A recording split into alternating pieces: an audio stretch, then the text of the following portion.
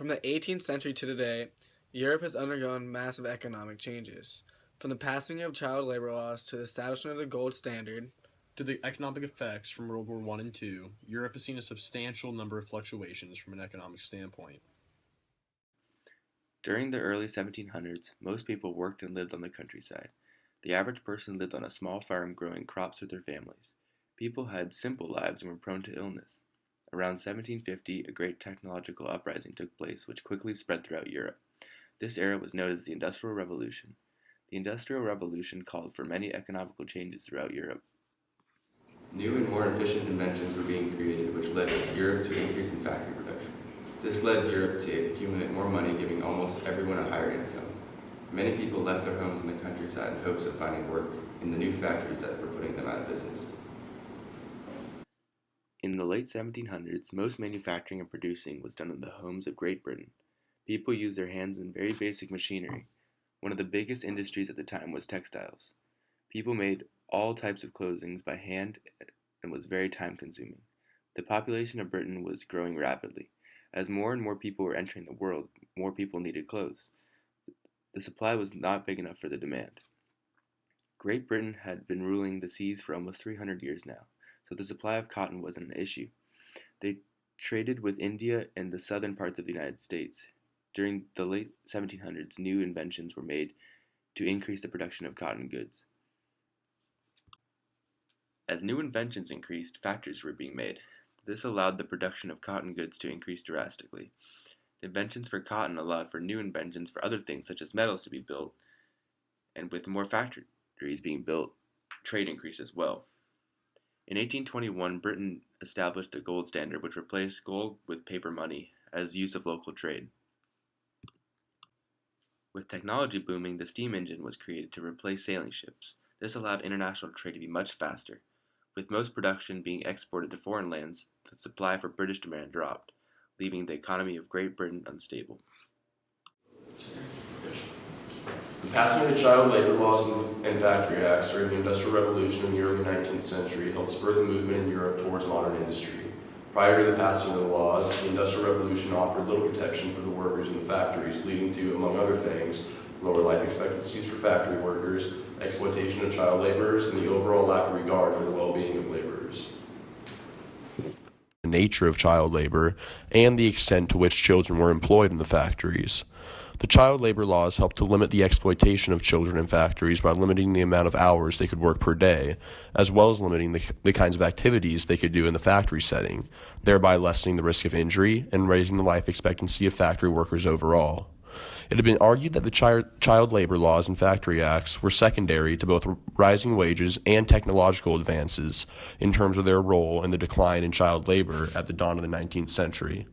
However, the changes that amassed as a result of the factory acts and the child labor laws helped to ignite a movement throughout the industry that took the power out of the business's hands and put it into the hands of the factory workers. For example, unions began to form to further protect the rights of workers, which is a practice still in use throughout the industry today, though being whittled away. Child labor laws and the factory acts were instrumental in promoting the movement towards the modern industrial practices in Europe today. During the Industrial Revolution, young children from poor families and orphans were often relied upon to work full-time jobs in nearby factories to help support their families. Children in factories and coal mines were reported working from 4 a.m. to 5 p.m., but it was commonplace for children to make only 10 to 20% of the wages that an adult worker would receive for the same job. Some children weren't paid at all and worked strictly for subpar room and board that the factory provided. Their long work hours and low wages were justified by factory owners since many of them felt like they were doing the children a favor by hiring them in the first place and keeping them from starving on the streets. The children's roles in the factories were often unsafe, as they were asked to crawl between heavy machines and other small spaces, which sometimes led them to be preferred to adult workers.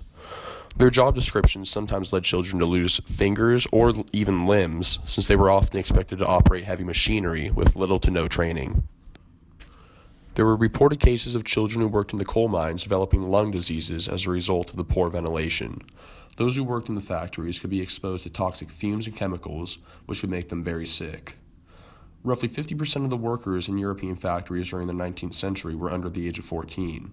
The fact that the children who worked in the factories often received little to no education as a result of their full-time work helped to inspire the British government to establish rules and regulations prohibiting the hiring of any child under the age of 9 in the year 1819. The law was the first of its kind and inspired many countries to follow suit. As a result of the child labor laws that followed, workers experienced far better working conditions than what they had been accustomed to. In time, laws were passed that placed limitations on child labor, as well as establishing a minimum wage and putting limitations on the amount of hours all employees could work. The Factory Acts were a series of laws passed by the British Parliament, which included the aforementioned Cotton Mills and Factories Act of 1819, which prohibited the hiring of any child under the age of 9, as well as limited the amount of hours children ages 9 to 16 could work per day to 12. Preceding the law was the Health and Morals of Apprentices Act of 1802, which mandated that in factories or textile mills employing 20 or more workers, the buildings must have sufficient windows and openings for ventilation, as well as requiring bi-yearly cleanings of the entire factory with quicklime and water. Additionally, the Act sought to improve the living and working conditions of apprentices by requiring their education in reading, writing, and arithmetic during the first 4 years of their apprenticeship. The law helped to both alleviate concerns of sickness spreading throughout the workforce as a result of the factory conditions, and improve the education of apprentices, which accelerated the movement toward more workers' rights as the Industrial Revolution progressed. The Factory Acts helped pave the way for the modern rules and regulations regarding child labor and working conditions. Without them, it is conceivable to believe that child labor would have continued throughout the 18th and 19th centuries entirely. Interestingly, some believe that the transition away from child labor was less a result of the Factory Acts and child labor laws and more a result of technological advances coupled with rising wages. The fact that the law specifically targeted child labor and working conditions makes it hard to believe that the decline in child labor during the 19th century Industrial Revolution was more a result of secondary factors such as the trend towards higher wages for factory workers.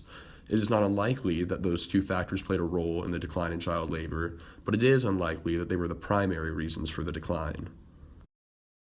The child labor laws and factory acts of the early 19th century resulted in a gradual decline in child labor in coal mines, textile factories, and mills throughout Europe, helping lead the way toward modern industry. The laws helped to counter the trend among factory workers to have lower life expectancies as a result of poor working conditions by limiting the amount of hours a worker could work in a day, as well as improving the working conditions in the factories as demonstrated by the Factory Act of 1802. The child labor laws and factory acts in the first half of the 19th century were the primary catalysts leading to the movement towards modern European industrial practices. The economic circumstances to follow were born not out of a lack of government regulations, however, as most were the result of the acceptance of an international gold standard, a practice that spurred the demonetization of silver and sent the world into a global stock market crash. The real Great Depression actually happened in the 1870s, but today is most commonly known as the Long Depression. Many researchers have debated the causes of this depression, and have come up with numerous ideas of what exactly caused it. People have argued that the cause of the Long Depression, or Panic of 1873, was due to the outcome of the Franco-Prussian War and rapid industrial growth, suggesting the second wave of industrial growth in the 18th century was a reason behind it. However, the demonetization of silver and the global acceptance of an international gold standard had a major influence in causing the Long Depression. The creation of the international gold standard was caused by the demonetization of silver by the European countries. This led to the crash of the Vienna Stock Exchange, leading to the gold panic of 1873, known as the Long Depression. The world's economy in the second half of the 19th century was primarily based on the bimetallic standard. Most of Europe was on a gold and silver bimetallism standard. This meant that the country's currency was backed by two metals, silver and gold. Wars during the 1800s constantly drained economies of their silver supply, so these countries felt it was necessary to switch to a standard that was backed by gold and silver during the time of 1860 to 1870s, for there was a steady supply of both these metals in open markets. This system was used by most countries, but in 1871, a world event caused European countries to switch to the international gold standard that Britain had adopted in 1821. In 1871, after winning the war, Germany enforced a war payment on France, and at the same time decided to leave the bimetallic system and switch to the gold standard. Germany's decision to stop using silver as a source of currency and switch to gold as their primary standard ultimately raised the value of Germany's money. This caused the supply of silver to rise globally, lowering the value of silver, which meant countries who were still using the bimetallic system of silver and gold currencies were affected. Silver was now at a demonetized value. Countries had to follow in Germany's footsteps in fear of currency inflation. Let's look at France, for example. Here in this graph, we see the ratio of price of gold to price of silver from 1800 to 1914. It shows that in the 19th century, the legal ratio was around 15 pounds of silver for 1 pound of gold. And then in the 1870s, the ratio increased, making silver cheaper. This was around the same time the gold standard became prominent, and ever since the ratio has increased exponentially. The price of gold increased when the gold standard took effect, because countries saw it as more valuable and switched to the gold standard. One after one, countries stopped using the bimetallic system and switched to the international gold standard. When a country did this, the demand for gold increased, while the demand for silver decreased. The abundance of silver on the market made silver cheaper, and countries such as France feared that if they stayed with the bimetallic system, inflation would occur, driving prices through the roof.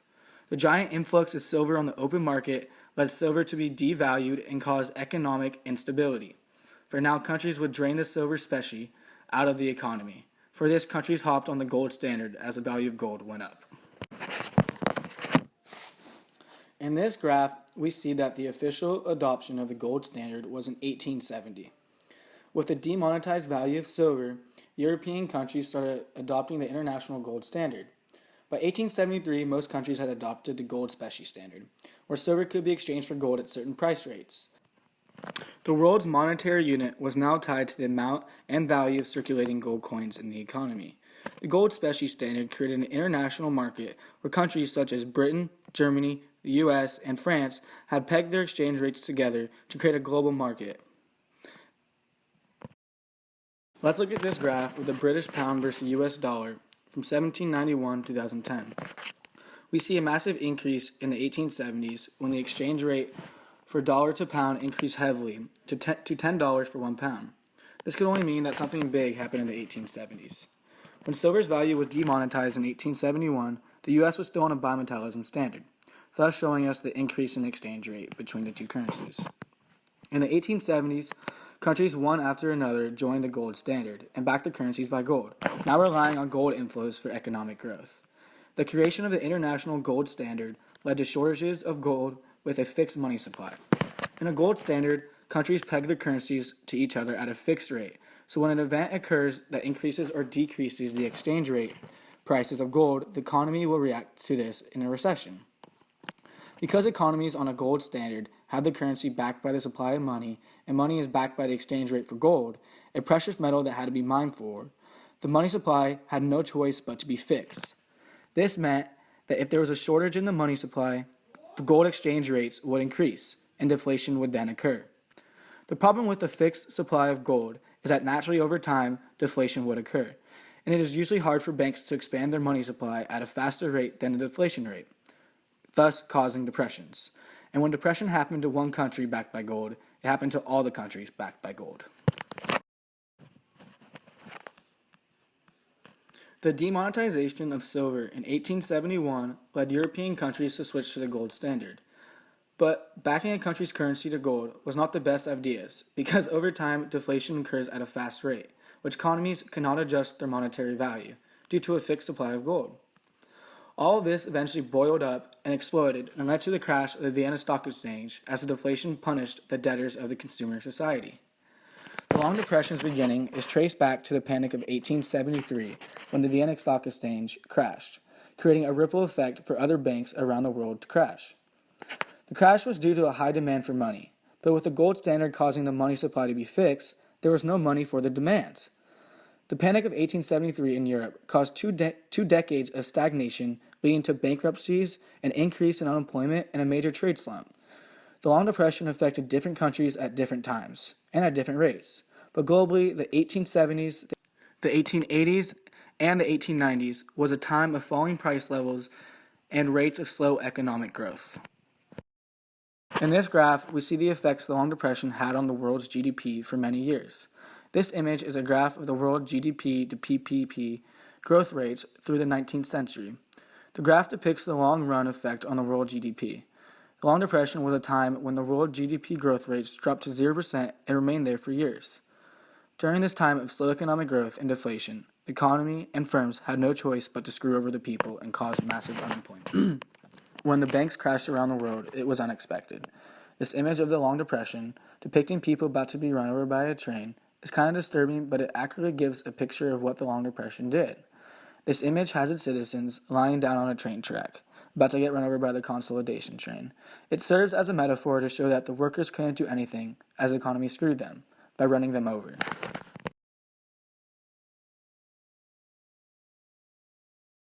The Long Depression lasted into the late end of the 19th century, which brought us into the 20th century where economies were still using the gold standard up until World War I. Here's Justin to talk about economic issues of the 20th century, narrowing down the economic effects of World War I. On June 29, 1914, a young Serbian nationalist named Gavrilo Princip killed Archduke Franz Ferdinand, heir of the Austro-Hungarian Empire, causing a diplomatic crisis as Austria-Hungary delivered an ultimatum to the Kingdom of Serbia, thus invoking international alliances, causing the First World War. On one side is the Allied powers consisting of France, Britain, Russia, Serbia, Japan, Italy, and the U.S., and on the other side is the Central Powers consisting of Germany, Austria-Hungary, and the Ottoman Empire. The war lasted 4 long years, and during that time, the world economy was greatly affected. A war is like a gamble. Countries invest heavily in war goods, and if they win the war, they reap the benefits. But if they lose the war, then they experience economic downfall. The statistics show that it isn't worth winning the war.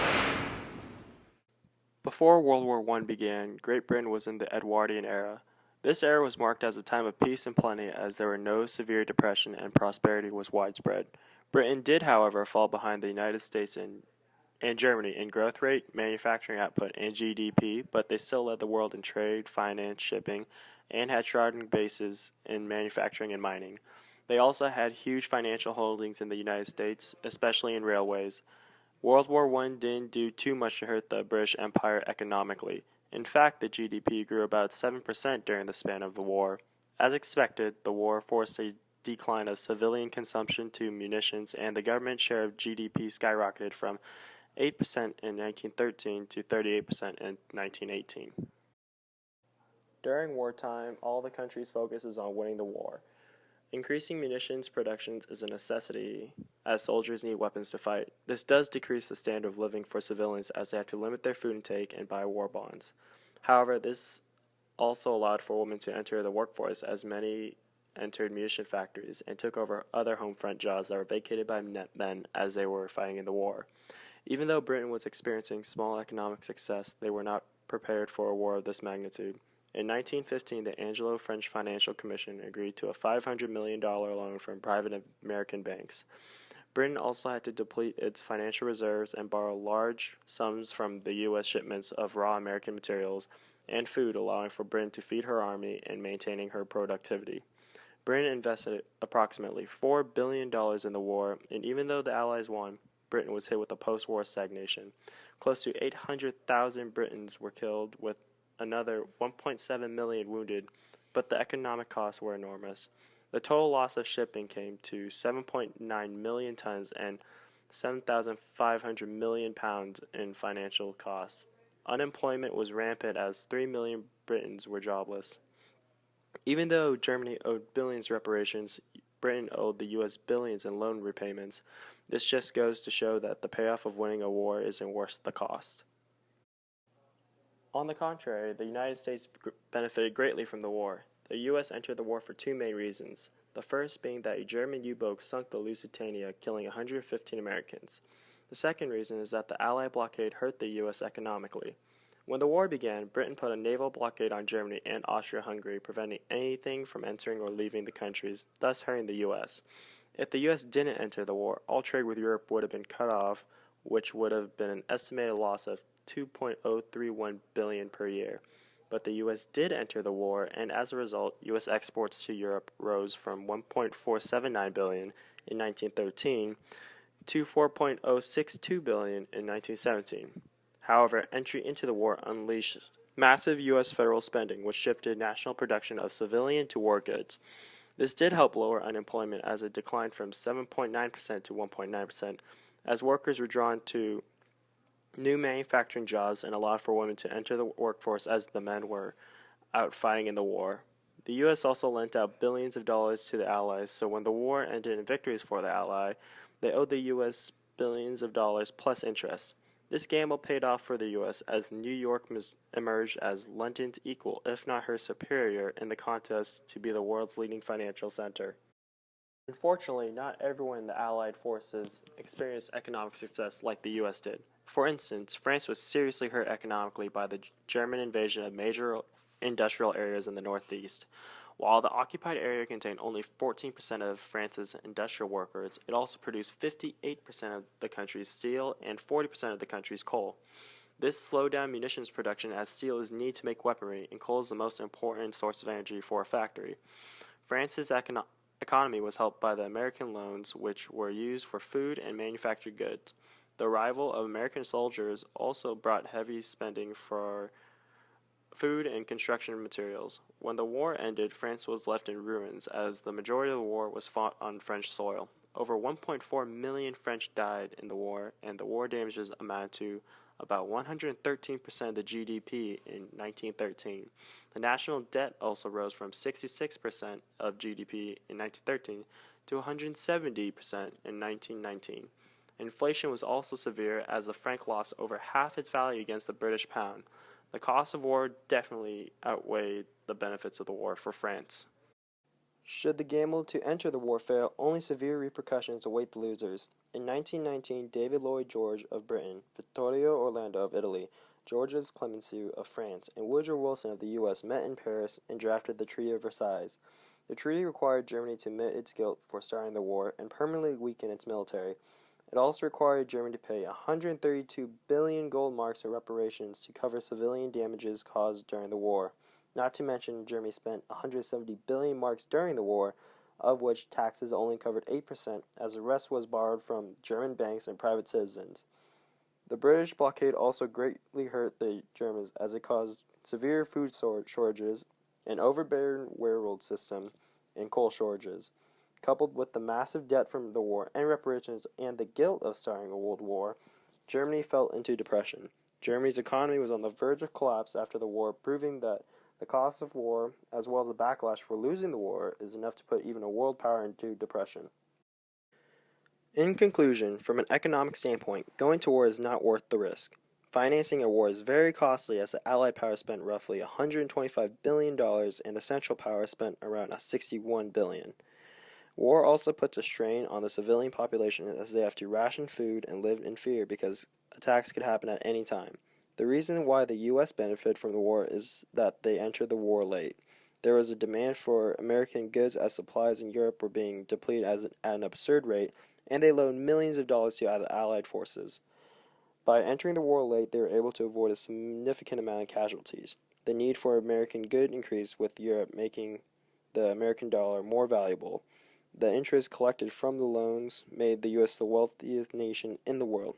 Besides the U.S. having economic success, the rest of Europe was left in shambles. Germany was on the verge of economic collapse, and even the Allied forces who won the war faced economic stagnation. With that being said, war is a very risky investment. Even if you win the war, you invested so much money that the only thing waiting is an economic downfall. If Britain had not prioritized their military industry during the World War II, the Battle of Britain could have justifiably been a success for Nazi Germany, therefore altering the outcome of the entire war in Germany's favor. Consequently, the focused efforts that England invested into their military manufacturing industry was pivotal for the Allies to win the war, but also England's economic survival. Due to the priority that Britain placed in their military industry during the years of World War II, the Allied forces were able to defeat Nazi Germany in the Battle of Britain, which was crucial for the Allied forces emerging as the victors of World War II and the longevity of Britain's economy.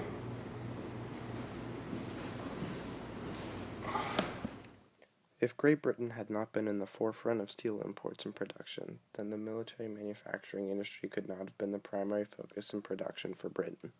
Behind the United States, Britain was one of the leading countries in the production of military armaments, including armored vehicles, weapons, and aircraft. As Peter Howlett describes, Compared to the other major combatants, the most striking feature of the British steel production was its stability. Even in 1945, production was only 11% below its previous historical peak of 13.2 million tons in 1939. These two British propaganda images show the booming steel industry being formed into mass amounts of tanks and ships that were to be exported all over the world. Michael M. Poston writes about the British war production by stating, "It would not be an exaggeration to say that throughout 1942, aircraft production was by far the largest single claimant to additional factors of production, and more especially to labor. Accordingly, their aircraft and military manufacturing was Britain's biggest industry during World War II, and arguably, without it, the Allies would have fallen to the expansion of the Nazi Empire." These two propaganda posters from the 1940s illustrate and display how much capital, time, soldiers, and effort that England put into the Second Great War. The first poster claims, "We are producing tanks, jeeps, and other mechanical vehicles at the rate of 257,000 a year. We have increased our production of aircraft 100%. We have increased our production of merchant ships 57%. The second poster illustrates how 2/3 of the British people mobilized into armed service or jobs relating to the war. Finally, this last poster from World War II displays various diagrams that summarize the war efforts in terms of men, production, and air victories to convey that without their critical role as a defensive European ally, the Axis would have taken over Europe and eventually won the war. In conclusion, thanks to the manufacturing increase in Great Britain in military production, the vital battles like the Battle of Britain were won due to an abundance of supplies and resources. Because of this surplus, Britain took an integral part in determining the Allied forces winning World War II.